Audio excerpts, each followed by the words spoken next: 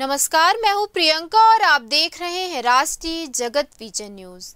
राजधानी रायपुर में रैपिडो ऐप के खिलाफ ऑटो चालकों का गुस्सा सड़कों पर फूट पड़ा है। भाड़े में कटौती और प्लेटफॉर्म शुल्क में मनमानी के विरोध में 100 से अधिक रैपिडो पार्टनर और ऑटो चालकों ने बीटीआई ग्राउंड मैदान में इकट्ठे होकर हड़ताल पर बैठ गए।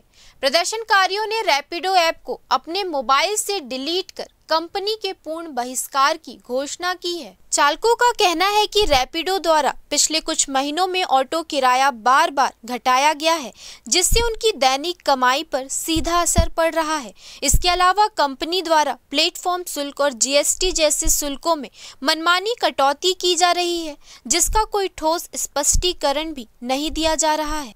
फिलहाल इस खबर में इतना ही। देश प्रदेश की खबरों से अपडेटेड रहने के लिए हमारे चैनल को सब्सक्राइब करें और नए खबरों के नोटिफिकेशन के लिए बेल आइकॉन जरूर दबाएं। नमस्कार।